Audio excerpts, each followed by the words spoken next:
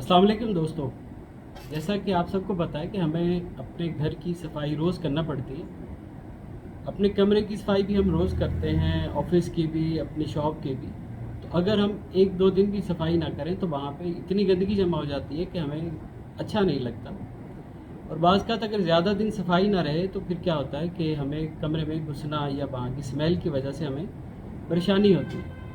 तो इसी तरह जिस तरह हमें रोज़ अपने कमरे की सफाई करना पड़ती है, इसी तरह हमें अपने जिस्म की भी रोज़ सफाई करनी चाहिए, चाहे वो बैरूनी सफाई हो या अंदरूनी सफाई हो। तो हम बैरूनी सफाई पे तो अक्सर ध्यान रखते हैं, लेकिन हम इंटरनल जो है डिटॉक्सिफिकेशन को हम नज़रअंदाज कर देते हैं। हमें बॉडी भी डेली डिटॉक्स करनी चाहिए ताकि उसमें से जो जहरीले मादे हैं, जो केमिकल्स जो हमने रोज़ लिए हैं, चाहे किसी भी कुकिंग ऑयल की सूरत में है, घी की सूरत में, किसी भी सूरत में है, क्योंकि सब्जियों पे भी अक्सर ज़्यादातर स्प्रे और खाद ही होती है, तो वो जो केमिकल हैं हमारे अंदर क्या करते हैं, फ्री रेडिकल्स पैदा करते हैं और फिर उसके साथ हमें इन्फ्लेमेशन भी होती है। तो हमें भी डेली डिटॉक्स करना ज़रूरी है।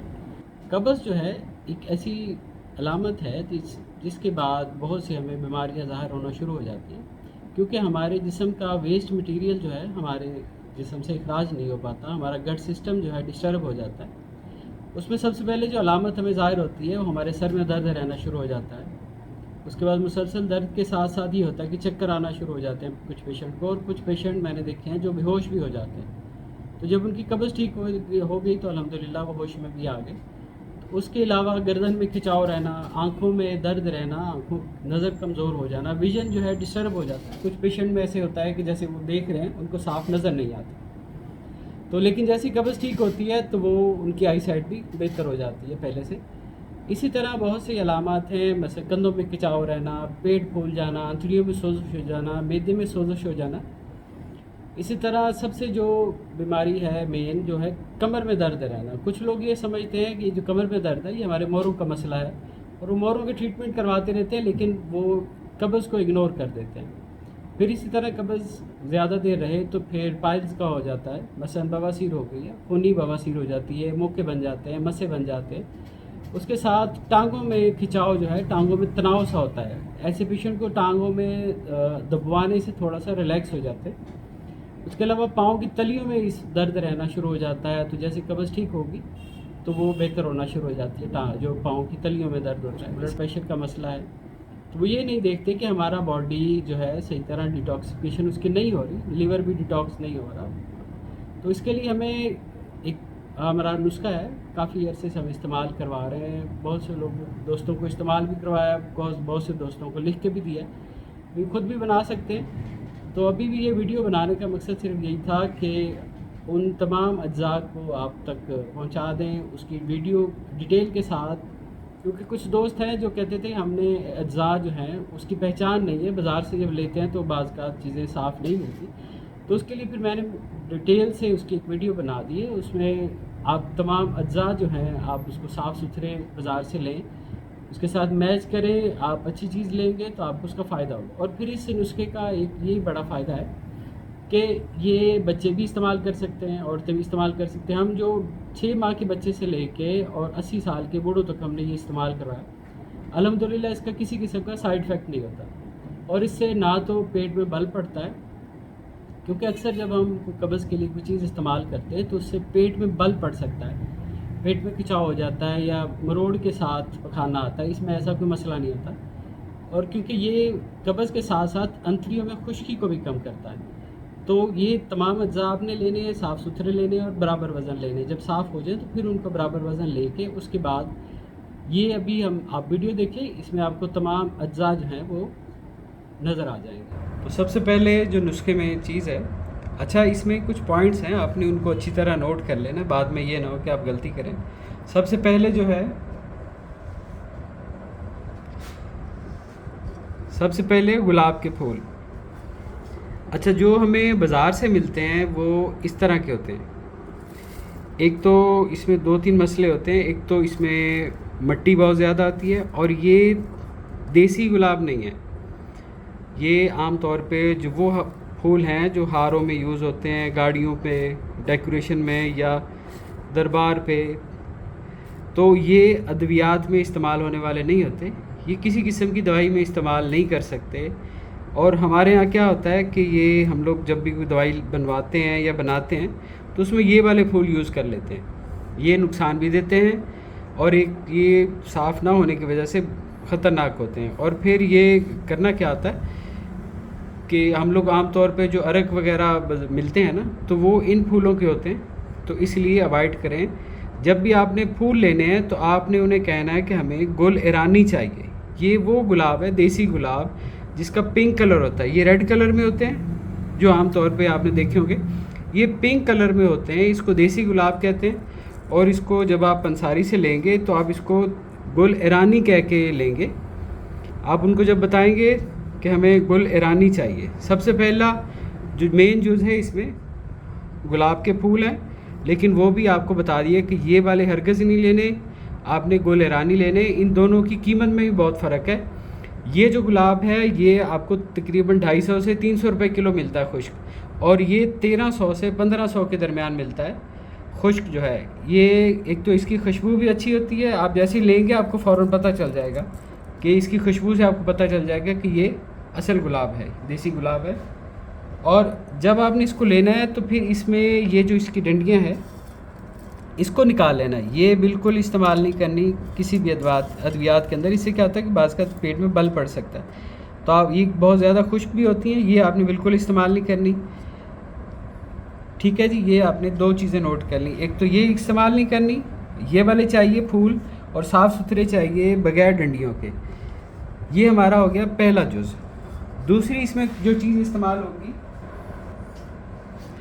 वो है सना मक्की। सना मक्की के हमने पत्ते इस्तेमाल करने हैं, उसमें से बिल्कुल साफ़ कर लेने, और उसमें से सारी डंडियाँ और उसके जो बीज हैं, या ये तो मैं बिल्कुल साफ़ सुथरी लाया था, लेकिन उस साफ़ सुथरी के अंदर से भी इतना कचरा निकल आया। ये कुछ पत्थर भी निकल आए और ये कुछ उसके पत्ते भी हैं, डंडियाँ भी हैं। लेकिन अगर आप आम तौर पे लेते हैं बाज़ार से तो इससे बहुत ज़्यादा उसमें कचरा होता है, बहुत ज़्यादा लकड़ियाँ होती हैं। तो आपने जो लेना है उन्हें कहें कि अच्छे वाली दें, थोड़ी ये कॉस्टली होती है आम सना मक्की से, तो अच्छे वाली लेके उसको भी आपने अच्छी तरह साफ़ करना है। साफ़ करने पे भी ये देख लें इतना कचरा इसमें से निकला है, तो ये बिल्कुल साफ़ सुथरे पत्ते लेने हैं। ये आप इसको अच्छी तरह देख लें। और इस पत्ते की निशानी ये होती है कि आमतौर पे सना मक्की जो होती है वो दे देते हैं गोल, उसके जो किनारे होते हैं ना पत्ते के, वो गोल होते हैं। आपने ये निशानी देख लें, ये पत्ता देख लें अच्छी तरह, ये इस तरह लंबा होगा और इसका कोना होगा, किनारा होगा, ये चुभन वाला होगा। ये सना मक्की होगी और गुलाब के फूल होंगे। अब 2 चीज़ें होगी। तीसरी चीज़ है इसमें सौंफ। अच्छा, सौंफ आपने लेनी है बिल्कुल साफ़ सुथरी हो, मोटे वाली हो। एक इसमें क्या होता है कि तिनके बहुत ज़्यादा आते हैं, पिसी हुई सौंफ आपने बिल्कुल इस्तेमाल नहीं करनी। उसमें क्या होता है कि वो कचरा होता है उसके अंदर ज़्यादा, आम तौर पे वो कचरा भी उसके अंदर पीसा होता है, तो आपने वो वाली सौंफ बिल्कुल नहीं लेनी। ये देखिए साफ़ सुथरी सौंफ हो। अच्छा, एक इसमें सौंफ आती है जिसका बहुत ज़्यादा ग्रीन कलर होता है। वो क्या होता है कि आम तौर पे पुरानी या सौंफ को अरक निकाल के उसके बाद उसको इस्तेमाल करते हैं, वो रंग लगा के दोबारा मार्केट में दे देते हैं, वो आपने बिल्कुल नहीं इस्तेमाल करनी। ये साफ़ सुथरी सौंफ हो और मोटे वाली सौंफ हो। इसके बाद ये हमारी है चौथी चीज़।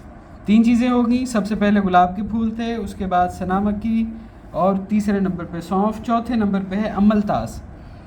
अमलतास का आपने गुदा लेना है। जब आप अमलतास लेंगे ये, तो इसको जब आप तोड़ेंगे, तोड़ने के बाद आपने इसके ये जो बाहर वाला छिलका भी उतार देना है और ये अंदर वाले बीज भी निकाल देने हैं। तो जो उसके अंदर से गुदा निकलता है आपने वो वाला लेना है, ये गुदा इस्तेमाल करना है इसका। ठीक है जी, ये हमारी 4 चीज़ें होगी। और ये चारों चीज़ें जब आपने ले लेनी है, उसके बाद इसको अच्छी तरह बारीक कर लेना है। बारीक करने के बाद फिर आपने इसको सफूफ बना के एक जगह रख लेना है, ये मोटी ना रह जाए। इसका अच्छी तरह सफूफ कर लेना है। सफूफ करने के बाद आपने उसको एक जार में महफूज कर लेना है।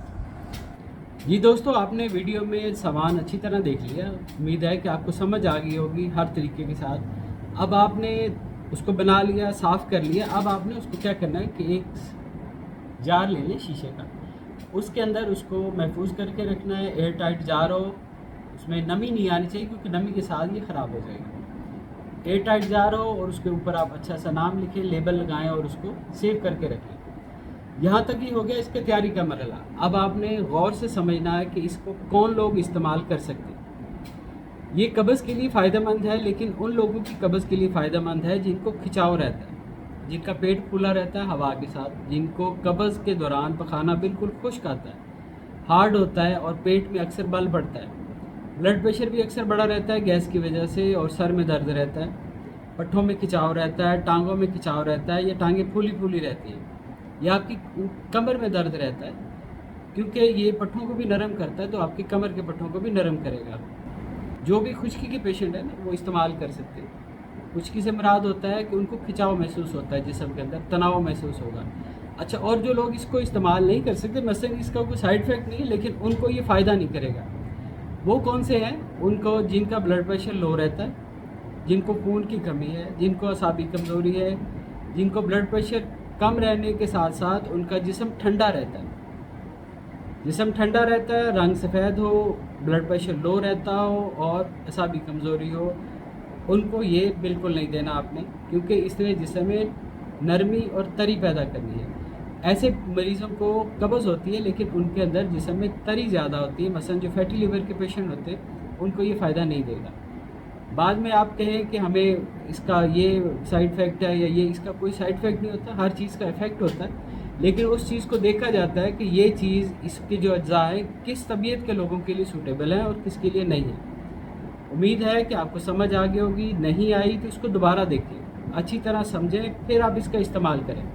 जल्दबाजी में नहीं करना, कोई भी चीज़ जो है उसको तसल्ली के साथ पहले समझें। नहीं समझ आई, मेरी वीडियो दोबारा देख लें, शुरू से देख लें, उसमें मैंने इसका वज़न कितना लेना है वो भी बताया है, कौन लोग अब ये खा सकते हैं ये भी बता दिया है। अब इसकी डोज़ क्या लेनी है, आपने एक बड़ा चम्मच आधा किलो पानी में इसको बॉयल करना है, लो फ्लेम के ऊपर। बॉयल करने के बाद आपने इसको ढाँप के रख देना है। उसके बाद तकरीबन 1 घंटे के लिए इसको छोड़ दें ताकि अच्छी तरह दम आ जाए। बेहतर होता है कि आप इसको रात को बॉयल करके ढाँप के रख दें, सुबह को इस्तेमाल करें, और जो सुबह को रखा है आपने बॉयल करके, उसको शाम तक इस्तेमाल कर लें। अच्छा, ये आधा किलो जो पानी है आपने एक साथ इकट्ठा नहीं पीना, आपने उसमें से 1 कप पी लिया, आधे घंटे के बाद फिर 1 कप पी लिया, फिर आधे घंटे के बाद पी लें, और खाने के फ़ौरन बाद नहीं पीना, 1 घंटे के बाद पीना है।